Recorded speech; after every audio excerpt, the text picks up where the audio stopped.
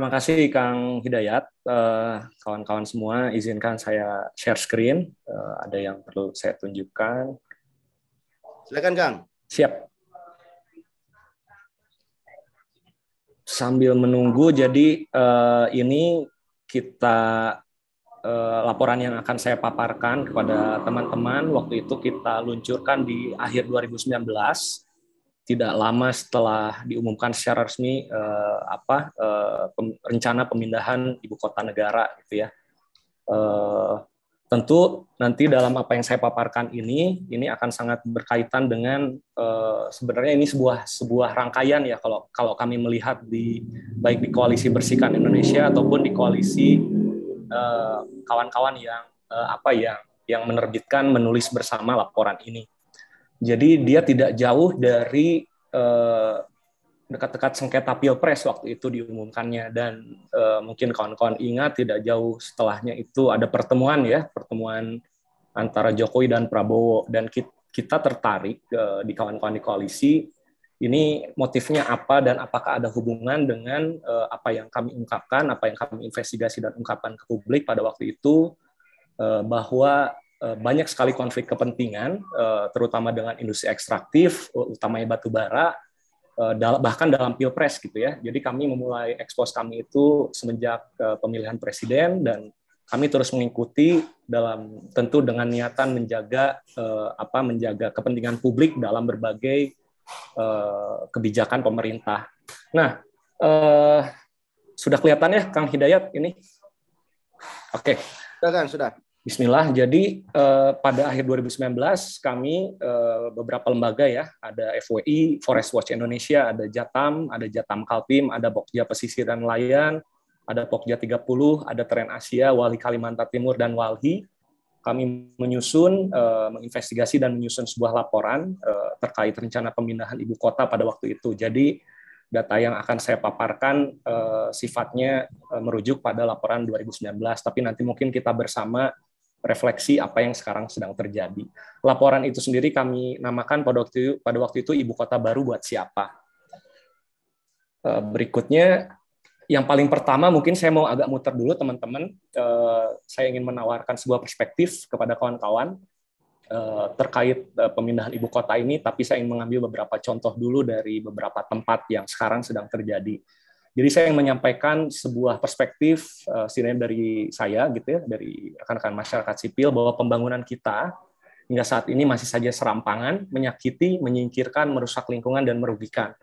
Saya akan beri contoh gitu ya, mungkin ini dari gambar besarnya dulu, penting bagi kita untuk mengingat kondisi kita gitu ya terakhir seperti apa. Setidaknya kalau kita berkaca pada perhitungan BNPB bencana di Indonesia 2021 gitu ya, totalnya ada 3.034, dan ini memang sedikit menurun tapi kurang lebih masih tinggi gitu ya dari beberapa tahun sebelumnya. Dan dari total 3.000-an bencana ini didominasi oleh banjir, tanah longsor, cuaca ekstrim gitu ya, dan itu ya kita bisa sama-sama saksikan tersebar baik di media maupun sosial media di berbagai tempat.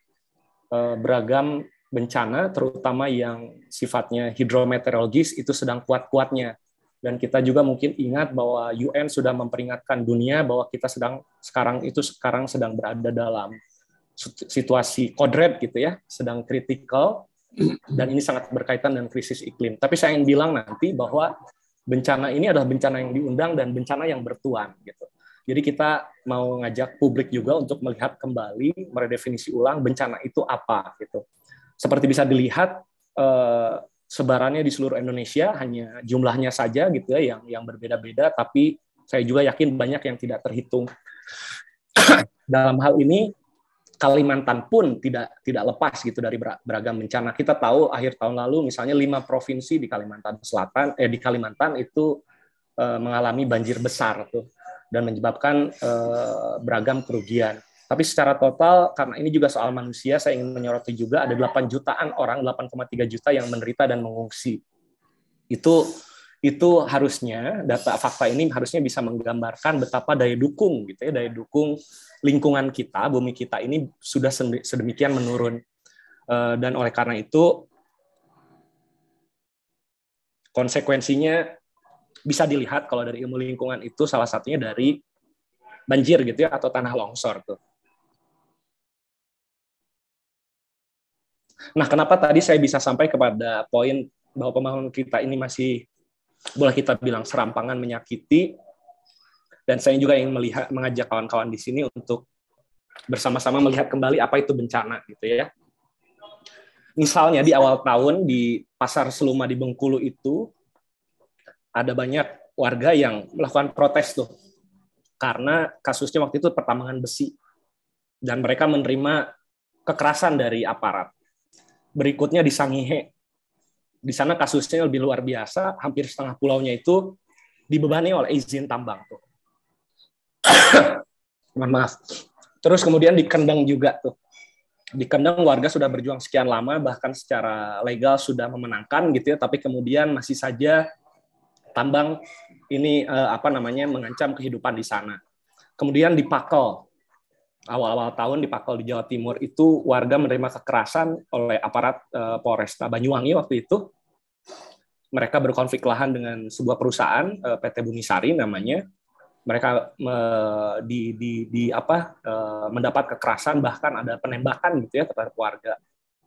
Kemudian di Wadas juga ini berkaitan dengan proyek strategis nasional. Warga di sana menolak pertambangan batuan andesit untuk bendungan bener gitu. Bahkan ada cerita sebenarnya ada bahan tambang lain yang diincar. Kemudian kita juga ingat ada kasus Haris Fathia gitu ya, yang ini bersambung sebenarnya. Itu hanya di permukaan, tapi kemudian lebih dalam kita lihat ada kemalangan gitu ya, ada kekerasan dari aparat terutama militer kepada warga di Papua gitu ya, saudara sebangsa kita. Dan ini sangat berkaitan juga dengan industri ekstraktif. Yang ingin saya ajak kawan-kawan di sini untuk lihat adalah bahwa bencana ini harus kita redefinisi. Dia bencana itu bertuan dan dia diundang tuh, dan apa yang terjadi kepada saudara-saudara kita, kekerasan salah satunya, atau bahkan kita bisa bayangkan kalau kita punya rumah gitu ya, dan rumah kita digusur paksa gitu, kemudian pekerjaan penghidupan itu hilang, itu bencana bagi warga. Itu bisa kita bayangkan lah kalau kita kehilangan pekerjaan kita, penghidupan kita, atau kemudian kita kehilangan hak tempat tinggal kita, itu adalah bencana tuh. Jadi saya ingin mengajak kawan-kawan untuk men-stretch definisi bencana, dan pada saat ini hanya potret, banyak lagi kasus-kasus yang terjadi di banyak tempat termasuk di Kalimantan yang terkait dengan bagaimana pola pembangunan kita. Jadi saya mau mulai dari situ. Nah, apa hubungannya dengan IKN? Hubungannya adalah bahwa IKN ini bukan bermaksud mengecilkan kasus yang lain, karena saya yakin kawan-kawan di sini pun setuju bahwa setiap nyawa itu berharga, setiap kehidupan itu berharga, dan setiap kerusakan pada lingkungan akan kembali kepada kita. Dan kita dihadapkan pada hajatan besar gitu, pindahan IKN. Saya hanya ingin bilang bahwa pola yang sama sangat mungkin terulang pada pemindahan IKN ini atau pemindahan ibu kota ini gitu. Saya akan kembali maju lagi. Lantas ibu kota baru buat siapa gitu ya? Tadi saya agak muter sedikit bagaimana potret pembangunan yang terjadi di Indonesia dan beragam konflik yang disebabkan, bagaimana mungkin akumulasi pola pembangunan selama ini telah menyebabkan kerusakan gitu ya, dan rusaknya daya dukung lingkungan kita, mengakibatkan berbagai bencana, dan kemudian ini kita sedang bicara hajatan besar. Nah, dari hasil penyusuran kami, sudah ini poin-poin besarnya, kita bilang bahwa lokasi di mana ibu kota negara itu akan dipindahkan ini adalah ruang yang sesak oligark gitu ya, itu yang pertama kami ingin bilang. Jadi dia bukan ruang kosong. Kami temukan ada 162 konsesi tambang, kehutanan, perkebunan sawit, dan PLTU batubara bahkan. Dari 162 itu detailnya 148 ada konsesi tambang batubara, 7 proyek properti di Balikpapan. Kenapa proyek properti ini penting untuk kita sorot? Karena properti adalah sektor yang tentu berpotensi diuntungkan secara tidak adil gitu ya. Nanti kita lihat fakta berikutnya. Dan kemudian juga di lokasi ibu kota negara baru ini ada 94 lubang bekas tambang batubara. Dan ini nanti kenapa misalnya, atau dengan inilah kami mencoba menjawab sebenarnya siapa yang potensial diuntungkan dengan perpindahan ibu kota. Nah, kemudian kami juga menginvestigasi gitu ya, siapa-siapa saja lantas pemilik konsesi itu atau figur-figur yang terkait dengan konsesi-konsesi yang berada di lokasi IKN baru tersebut. Ini waktu itu kita scan-nya atau kita investigasinya itu pada saat besarannya atau luasannya itu masih 180.000 hektar. Seperti kita tahu sekarang sudah sampai 256.000 hektar gitu ya, bahkan mungkin potensi bertambah. Nah, banyak sekali, tadi ada 162 konsesi, dan ini bisa sebenarnya kawan-kawan temukan di laporan itu, tapi saya ingin meng-highlight beberapa saja gitu. Di ring 1 misalnya, karena ada 3 ring gitu, di ring 1 itu ada konsesi yang didominasi oleh Sukanto Tanoto dan Hasyim Djohadikusumo gitu. Mereka diketemukan terafiliasi dengan atau menjadi komisaris utama gitu ya, kalau Hasyim di PT ICKU yang punya konsesi 173.395 hektar, tepat berada ring 2. Tentu Hasyim adalah adik kandung dari Prabowo, Menteri Pertahanan di Kabinet Indonesia Maju. Jadi sebelum saya lebih lanjut, yang kami gunakan kerangka teorinya pada saat kami melihat ini adalah tentu pertama konflik kepentingan, kemudian ada juga konsep politically exposed person gitu ya, kurang lebih yang mereka yang kurang lebih punya hubungan atau bahkan duduk langsung di pemerintahan, dan mereka bisa mengambil kebijakan, dan di saat yang sama mereka terafiliasi dengan perusahaan gitu ya atau korporasi. Tapi poin pentingnya adalah konflik kepentingan. Sof, Kemudian, kalau jumlah 173.000 itu berarti seluruh total ring 1 itu ya? Ya, kurang lebih betul. Ring 2 kalau ini. Kalau saudara ring 2, oke. Ya. Dan kemudian ada juga kita temukan Reza Herwindo, anak dari Setia Novanto. Kita tahu kasus korupsi IKTP pada waktu itu berada di ring 2 ya, kurang lebih. Kemudian ada juga nama Luhut Binsar Panjaitan, Menko Marinvest kita gitu ya, Indonesia. Beliau terhubung lewat afiliasinya di PT Toba Group, yang anak grupnya itu konsesinya PT Adi Mitra Baratama Nusantara, PT Trisen Samindra Utama, PT Kutai Energi, Indomining, dan Kebun Sawit Perkebunan Kaltim Utama 1. Dia ada di Muara Jawa, lokasi ring 3 gitu ya. Dan menurut penelusuran kawan-kawan koalisi gitu ya, perusahaan milik Luhut ini meninggalkan 50 lubang tambang yang menganga pada waktu itu dan diduga akan mendapat keuntungan pemutihan dosa dari kewajiban reklamasi. Kemudian ada nama Yusril Iza Mahendra juga yang waktu itu tercatat pada tahun itu, tapi kemudian akhir-akhir ini memang sudah tidak tercatat gitu ya. Tapi kemudian kita temukan juga sekarang Pak Yusril masih terhubung dengan urusan perpindahan IKN gitu ya. Kurang lebih begitu. Jadi yang ingin disampaikan adalah bahwa dia bukan ruang kosong, dia ruang sesak, sudah penuh sesak dengan konsesi gitu. Memang seperti itu keadaan di Kalimantan gitu ya, terutama Kaltim dan Kalsel, ruang-ruang di sana sudah dipenuhi oleh konsesi. Nah, berangkat dari situ juga kita ingin sampaikan dia bukan ruang kosong juga dari sisi masyarakat gitu. Kalau kita pernah dengar kemarin Gubernur Isra Nur pernah mengklaim tidak ada siapa-siapa di situ, jelas ada gitu, ada masyarakat di situ. Misalnya ada 150 suku Balik tuh di Kabupaten Penajam Pasar Utara, di Kelurahan Pemaluan gitu, ada 150 kurang lebih keluarga. Dan dia ada di ring 1. Tapi juga penting untuk kita highlight bahwa ada 26 desa di Kelurahan Sepaku gitu ya, yang jumlah populasinya ada 31.814 orang. Ada 23 desa di Kabupaten di Desa Samboja, ada 53 ribuan masyarakat di situ, ada 8 desa di Muara Jawa, ada 37-an ribu jiwa di sana, ada 15 desa di Loakulu, ada 52 ribuan jiwa di sana. Jadi dia bukan ruang kosong, tapi mengenai suku Balik ini, jika pemindahan terus dilakukan dan dengan pola yang seperti tadi kita bisa lihat sampai sekarang misalnya gitu ya, bahkan masyarakat di sana juga telah bersaksi gitu ya, bahwa mereka tidak diajak bicara, tidak diajak konsultasi gitu ya. Mereka tidak tahu bahwa ibu kota negara akan dipindahkan dari Jakarta ke lokasi mereka. Jadi mereka ini boleh kita gambarkan terpukulnya berkali-kali tuh. Berkali-kali itu yang pertama yaitu oleh perusahaan yang terkait kehutanan, mereka sudah tersingkir pertama kali, dan sekarang kita bayangkan dengan pola yang dilakukan sejauh ini mereka sangat mungkin tersingkir. Dan kita juga bisa berkaca pada apa yang terjadi di Jakarta sebenarnya. Nah, pola ini yang sebenarnya mengkhawatirkan, dan di koalisi sangat khawatir bahwa masyarakat adat, dalam konteks ini suku Balik gitu ya, walaupun ada juga suku yang lain gitu, akan kehilangan ruang hidupnya. Dan mereka ya akan terpukul berkali-kali. Mereka tahun 60-an pernah terpukul oleh perusahaan kayu, dan kehidupan mereka berubah menjadi kesulitan gitu, dan sekarang lewat rencana pemerintah ini mereka sangat mungkin tersingkir semenjak mereka juga tidak diajak bicara sama sekali gitu ya.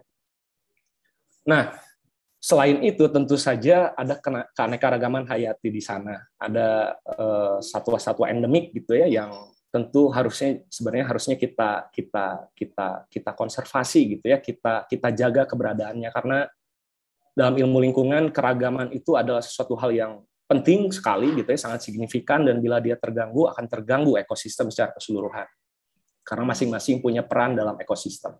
Di sana ada orangutan Kalimantan, ada bekantan, atau ada pesut gitu ya, di Teluk Balikpapan, dan di sana juga ada ribuan nelayan tangkap yang saat ini pun gitu dengan ekspansi industri di sana mulai kehilangan lahan penghidupannya gitu ya, hasil tangkapannya menjadi semakin sedikit. Jadi pesan kuncinya adalah dia bukan ruang kosong.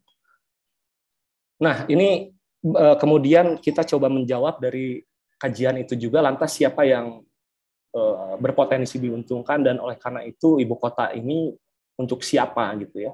Yang pertama, sangat mungkin ada pemutihan dosa gitu ya. Salah satunya ya kita bisa kritisi itu dari ketidaktransparanan pemerintah dalam hal kinerja dan pelaksanaan kewajiban dari perusahaan-perusahaan, dalam hal ini perusahaan ekstraktif dan kemudian tambang. Ada 94 lubang bekas tambang, bahkan sudah pernah jatuh korban gitu ya. Kalau kawan-kawan atau teman-teman mengikuti, sudah banyak warga, anak-anak gitu ya, yang meninggal tenggelam di lubang-lubang tambang yang tidak direklamasi gitu. Dan dengan perpindahan ini gitu, dan dengan skema yang tidak transparan, ini sangat mungkin terjadi pemutihan dosa. Padahal jelas kewajiban perusahaan tambang adalah mereklamasi gitu ya, mereklamasi, menutup kembali, merestorasi lanskap yang telah mereka gali gitu ya, yang telah mereka keruk menjadi seperti semula. Ini kekhawatirannya. Nah, kemudian juga bagaimana mereka yang punya konsesi ini berpotensi diuntungkan, tentu saja kita harus lihat beberapa modus tukar guling gitu ya. Tentu ada tukar guling kawasan hutan, ada tukar guling terhadap areal yang telah dibebani izin, tukar guling terhadap areal yang telah dibebani hak milik atas tanah, atau bahkan tukar guling aset negara dalam kaitannya dengan Jakarta gitu ya. Nah, sudah banyak contoh-contoh di mana di atas skema yang tidak transparan tersebut gitu ya, masyarakat adat atau masyarakat di tempat-tempat lain di mana tukar guling itu terjadi bisa saja tersingkir gitu, atau kemudian dirugikan, bahkan berpotensi ada kasus korupsi. Tapi kemudian ini modus-modusnya yang harus kita perhatikan. Tukar guling misalnya ada ketentuan misalnya 2 kali gitu ya, mereka akan mendapat luasan 2 kali, tapi kemudian kita bisa bayangkan mereka akan dapat di mana tuh. Kalau misalnya mereka harus angkat kaki dan kemudian ada tukar guling di atas skema tersebut. Ya kita bayangkan di mana yang masih mungkin gitu kan. Dan kita harus pelototi apa yang terjadi dengan Papua, karena mungkin saja kalau misalnya tukar gulingnya itu 2 kali luasan asalnya gitu ya. Kemudian mungkin juga ke Sulawesi atau mungkin proyek-proyek. Nah ini kan kalau tidak transparan, akhirnya ini akan hanya jadi bancakan sedikit pihak saja. Apalagi kita tahu bahwa konsultasi yang mendalam gitu ya, yang partisipatif, yang bermakna itu tidak dilakukan, apalagi terhadap masyarakat yang sangat berpotensi terdampak, misalnya masyarakat adat suku Balik gitu ya.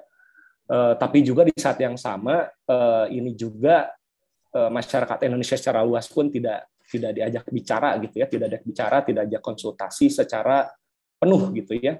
Karena tadi mungkin saya framingnya adalah ini adalah hajat besar, seharusnya ini semua adalah urusan kita, ini adalah urusan publik gitu. Dan pola-pola itulah yang kami khawatirkan akan menguntungkan sedikit pihak, terutama dalam kajian ini mereka-mereka yang sudah memiliki konsesi di sana gitu. Nah, kemudian di penghujung laporan itu dan atas temuan itu, pada waktu itu rekomendasi seruan kami, dan kami masih bulat juga dengan ini. Yang pertama, mencabut keputusan dan membatalkan rencana pemindahan ibu kota tersebut dengan cara memprioritaskan APBN untuk pemenuhan kebutuhan dan dasar rakyat. Kita tahu kita sekarang sedang berada dalam kondisi yang menantang, masih dalam pemulihan, dan tentu ada yang harus kita prioritaskan, dan itu juga berlaku bagi urusan-urusan hak dasar kita ya yang masih belum terpenuhi banyak sekali gitu. Dan yang kedua, memulihkan krisis sosial ekologi yang terjadi di Jakarta dan Kalimantan Timur dalam konteks pemindahan. Tapi tentu bila kita berkaca pada rekap gitu ya, rekap bencana, walaupun harus kita stres juga definisi bencana itu, sebenarnya pemulihan harus dilakukan di banyak tempat. Kita sekarang sedang akan menghadapi gitu ya, pandemi belum selesai, tapi kemudian kita tahu juga pemanasan global, kemudian perubahan iklim, dampaknya semakin intensif, dan sudah ada yang bilang ini krisisnya krisis eksistensial gitu ya, ini mengenai kehidupan kita di muka bumi gitu. Justru harusnya kita prioritaskan untuk memulihkan gitu, untuk memulihkan lingkungan kita yang telah rusak. Oleh karena itu ya, dibanding kita memindahkan gitu ya ibu kota yang menurut analisis ini hanya akan menguntungkan sedikit pihak saja, lebih baik kita pulihkan gitu. Jadi pulihkan bukan pindahkan. Itu yang kita kejar tuh bersama kawan-kawan. Dan terakhir menggelitik saja kalau kita bertanya gitu. Jadi ibu kota negara ini buat siapa, dan kemudian kita temukan fakta-fakta seperti itu. Berikut adalah ini fakta yang terjadi, dan ini jawaban Presiden Jokowi. Memang proyeknya akan dibagi-bagi, iya, tapi untuk siapa, kan itu pertanyaannya tuh. Mungkin begitu Kang Hidayat untuk pemaparan awal dari saya. Baik, terima kasih. Sangat lugas sekali Kang Assof yang memberikan paparan. Kalau tadi menyebutkan ada nama-nama tokoh, kalau saya melihat ini sudah ada beberapa konfirmasi dari tokoh-tokoh yang pernah disebutkan oleh teman-teman ini, diantaranya Prof. Yusril misalkan.